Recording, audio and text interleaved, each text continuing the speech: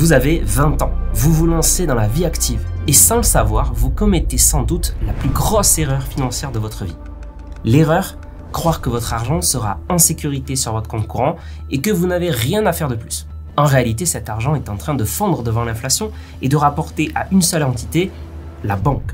Au contraire, cet argent pourrait vous rapporter gros, car en 20 ans, vous avez un super pouvoir que personne ne peut vous racheter, le temps. Dans cette vidéo, je ne vais pas vous apprendre à épargner, je vais vous apprendre à utiliser ce pouvoir pour faire travailler votre argent à votre place, préparer votre retraite, vous générer des revenus complémentaires à terme de manière intelligente et automatique. À la fin de cette vidéo, vous repartirez avec un plan clair et un portefeuille à copier, quel que soit votre capital de départ. Et vous allez pouvoir commencer à investir à 20 ans, chose que tout le monde aurait aimé faire.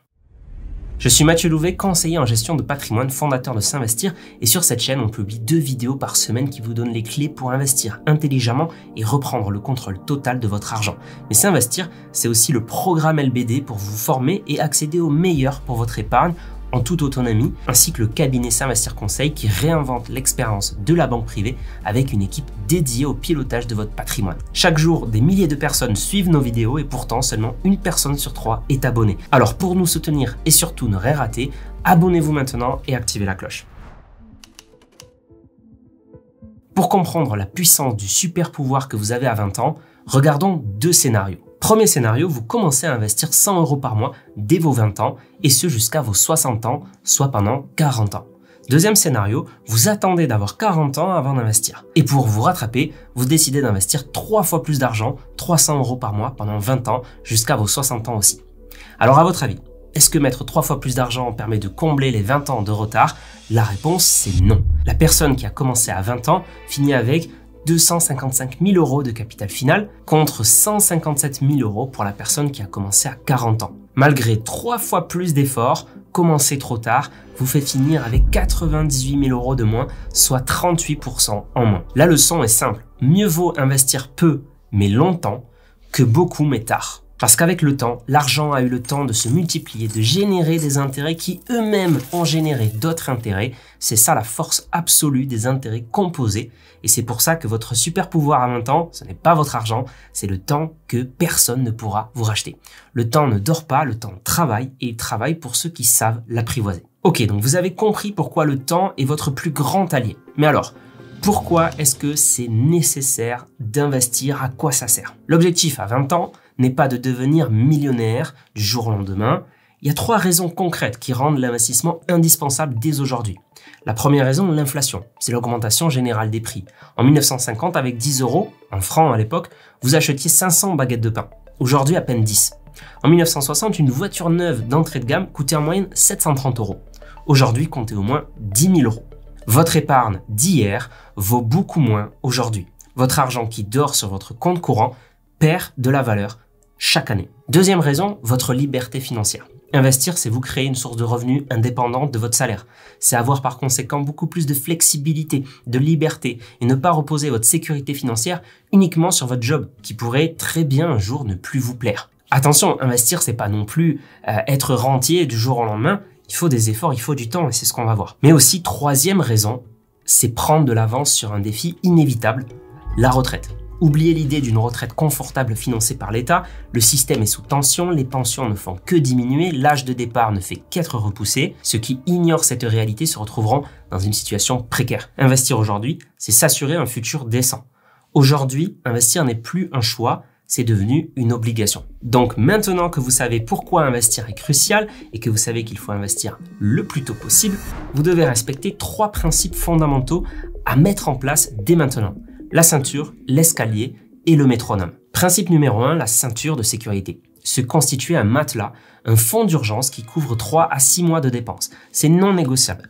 Ça vous protège des aléas de la vie, un changement de voiture, un accident de santé ou encore une perte d'emploi sans toucher à vos investissements et sans du coup finir à la rue ou dans la panade. Évidemment, à 20 ans, certains auront une sécurité financière grâce à leurs parents, mais certains n'auront pas cette aide-là.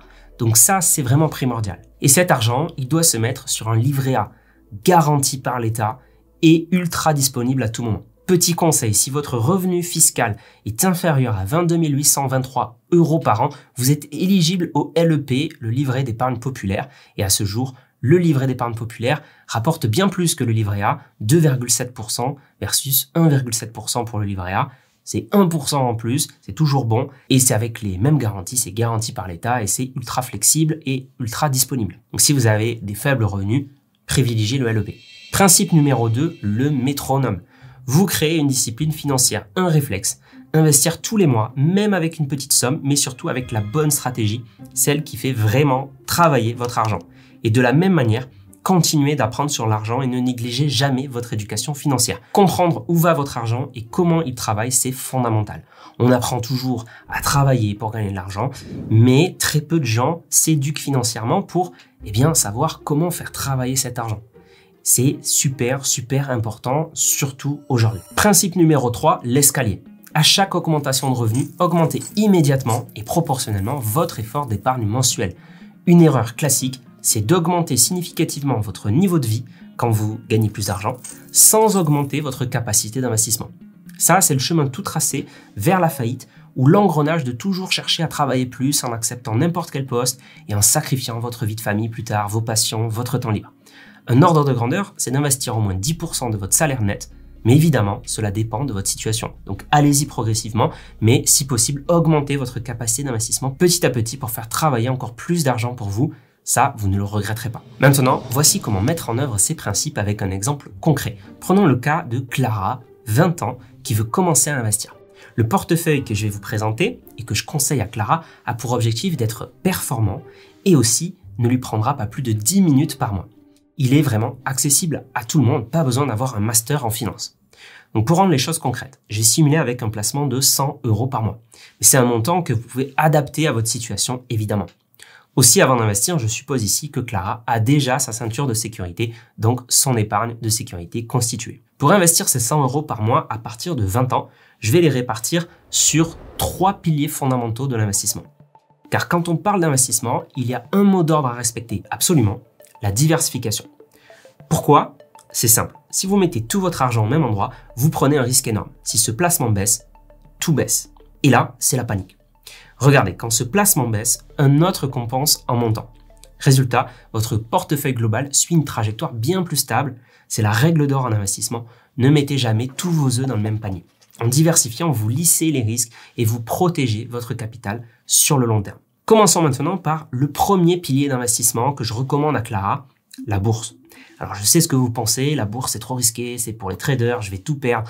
Mon oncle m'a raconté une histoire où il avait perdu tout son argent, etc. Et c'est vrai, certaines personnes perdent de l'argent en bourse. Mais est-ce que vous savez pourquoi? Elles tombent dans le piège du trader. Elles pensent pouvoir obtenir des performances exceptionnelles en tradant 10 fois par jour ou en pensant être un super économiste ou un super gérant professionnel en bourse et en sélectionnant ses actions elles-mêmes. Spoiler, évidemment, ça ne marche pas et vous allez tout perdre. Petite anecdote, d'ailleurs, j'avais eu un rendez-vous un jour avec mon banquier, on parlait de bourse et il me disait qu'il avait mis 20 000 € dans une entreprise de biotechnologie parce qu'il y croyait dur comme fer. Voilà, donc même les banquiers peuvent vous donner de très mauvais conseils sur ces sujets-là. Et évidemment, le trading comme la sélection d'actions en bourse prend énormément de temps, demande une attention constante et peut être stressant. Les pertes peuvent vite s'accumuler et même si quelques gains sont réalisés, ils ne compensent pas les risques. Une étude de l'AMF, l'autorité des marchés financiers en France, est formelle. 89% des investisseurs particuliers qui tradent activement perdent tout simplement de l'argent. Pourtant, la bourse est le placement le plus rémunérateur sur le long terme. Donc il y a bien matière à tirer profit quand même. Historiquement, malgré les crises, elle surpasse largement l'or, les obligations ou l'immobilier par exemple. Donc le vrai risque, en fait, c'est pas d'investir en bourse, c'est de mal investir en bourse ou c'est de ne rien faire, de laisser votre argent dormir sur votre compte courant alors qu'il pourrait travailler pour vous. Donc la bourse est un pilier essentiel de votre portefeuille si vous savez l'exploiter. Donc comment profiter de la bourse sans tomber dans le piège du trader, sans se prendre pour un gérant professionnel et pourtant tout en obtenant des performances vous plaçant parmi le top 10% des investisseurs?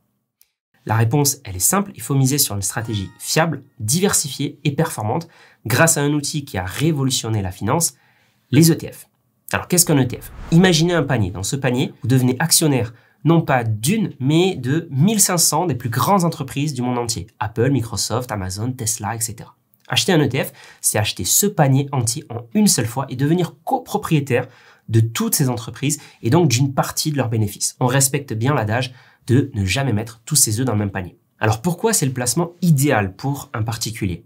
C'est ultra diversifié, donc au lieu de miser sur une seule entreprise, on mise sur l'économie, les marchés boursiers mondiaux. C'est simple et sans gestion, un seul investissement et à zéro gestion de votre part. L'ETF se renouvelle automatiquement pour vous et est géré en automatique. C'est très accessible. En quelques clics et dès 5 €, vous devenez propriétaire des plus grandes entreprises du monde à travers vos ETF. Et puis ça demande très peu de temps, pas besoin d'analyser des centaines d'entreprises. L'ETF suit automatiquement le marché, vous n'avez rien à faire. Une étude Spiva montre d'ailleurs que chaque année, en comparant précisément la performance des gérants professionnels, bien sur 20 ans, plus de 92% d'entre eux obtiennent de moins bons résultats qu'une simple stratégie ETF. En investissant avec des ETF, vous, en tant que simple particulier, vous vous placez parmi en fait le top 8% des meilleurs investisseurs, et ce sans effort. Concrètement, je recommande à Clara de répartir son argent sur 2 ETF pour maîtriser sa diversification. D'abord, un ETF monde, de chez Amundi par exemple, mais on peut en trouver aussi chez BNP Paribas, chez BlackRock, etc. Donc c'est l'un des ETF les moins chers, accessibles à partir de 5 €. Avec cet ETF, Clara accède instantanément à l'économie mondiale en un seul clic. Elle devient propriétaire d'un petit morceau de 1500 entreprises réparties sur tous les continents. L'essentiel de son investissement se concentre naturellement sur les États-Unis, mais elle est aussi présente au Japon avec des leaders technologiques, en Europe avec des marques emblématiques françaises, allemandes ou anglaises, et dans en tout 23 pays développés, du Canada à l'Australie. Investi dans des géants technologiques comme Nvidia, Microsoft, Amazon, mais aussi des leaders de l'industrie, de la consommation ou de la finance. Si un pays ou une entreprise ralentit, les autres prennent le relais. Ensuite, pour compléter son portefeuille, je lui recommande d'ajouter un ETF marché émergent, comme l'ETF Amundi MSCI Emerging Markets, en investissant sur l'économie chinoise, l'économie taïwanaise, l'économie indienne, brésilienne, coréenne, du Sud évidemment. En tout, 24 pays émergents à forte croissance économique. Elle investit alors dans des entreprises internationales comme Samsung, Xiaomi, TSMC, mais en fait en tout dans environ 1200 entreprises à fort potentiel de croissance. En combinant ces 2 ETF, Clara se construit un portefeuille mondial diversifié, résilient, avec une allocation à 85% en ETF monde et 15% en ETF marché émergent. Ainsi, Clara a un portefeuille très équilibré, 60% d'actions américaines, 17% d'actions européennes, 8% d'actions d'autres pays développés et 15% d'actions de pays émergents. L'essentiel avec cette stratégie, c'est la régularité et la patience. Clara doit investir mois après mois sans se laisser perturber par les fluctuations des marchés, par les news, par les médias, par la peur, par le prochain krach boursier annoncé, etc.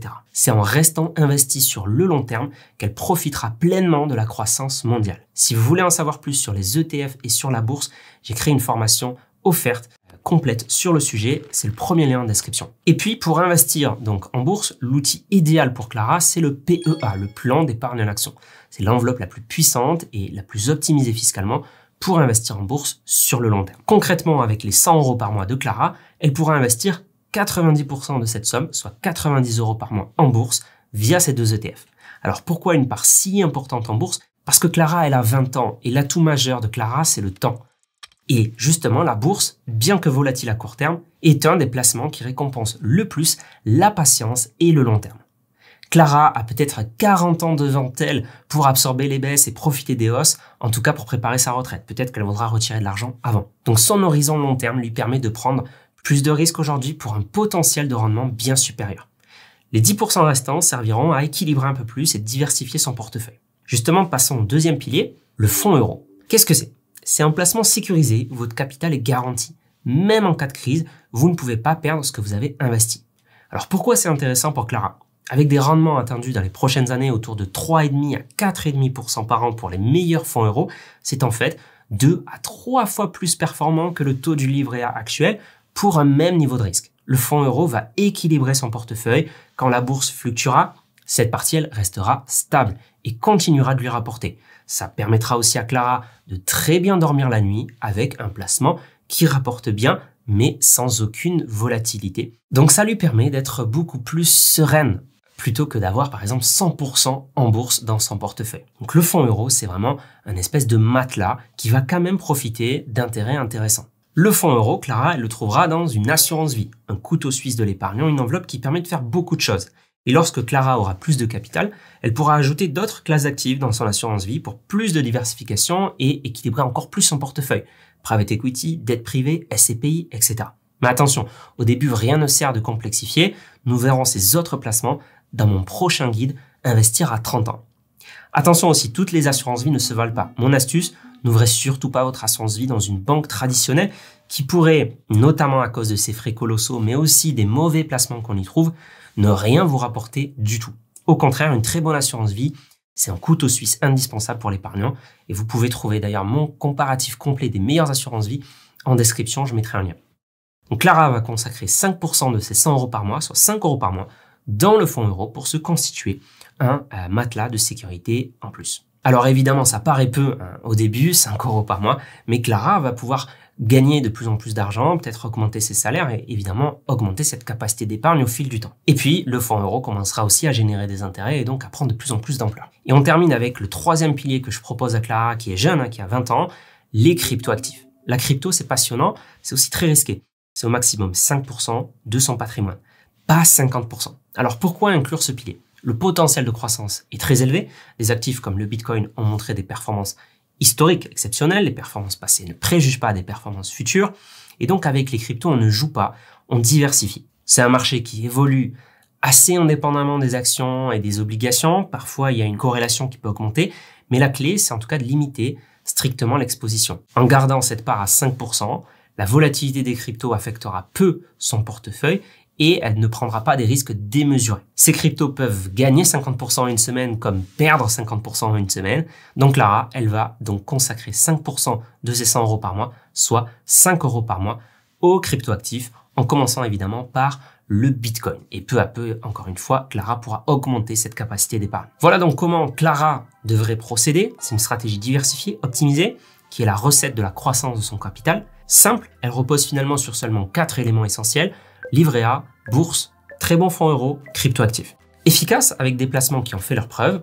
Donc je vais vous montrer ensuite des simulations concrètes et sans effort. Une fois lancée, Clara, elle pourra faire tourner tout ça en automatique, investir même en mettant en place des investissements programmés. Alors évidemment, au fil du temps, le portefeuille de Clara aura besoin de rééquilibrage régulier, s'adapter aux évolutions de marché, de ses objectifs aussi, de sa tolérance au risque, de son profil d'investisseur. D'ailleurs, vous vous demandez sûrement comment adapter cette stratégie au fil des années pour maximiser son rendement à long terme. Je travaille déjà sur les prochains guides, investir à 30 ans, 40 ans, 50 ans, 60 ans, etc. Dites-moi en commentaire ce que vous aimeriez savoir précisément en plus pour les autres tranches d'âge et je l'intégrerai, donc n'hésitez pas à donner votre avis, vos suggestions en commentaire. Alors ce portefeuille est bien joli, mais concrètement, combien peut-il rapporter à Clara? Alors tout à l'heure, on a vu ce que 100 euros par mois aurait pu obtenir en investissant sur 40 ans, 255 000 euros avec un taux de 7%. Mais ça, c'était basé sur un seul placement. Maintenant, on va parler d'un portefeuille plus diversifié et on va refaire des simulations. Donc j'ai fait les calculs. Pour Clara, je lui ai mis au début 5 000 euros de côté sur son livret A et ensuite elle investit 100 euros par mois dans l'ensemble de ce portefeuille diversifié que je viens de vous présenter.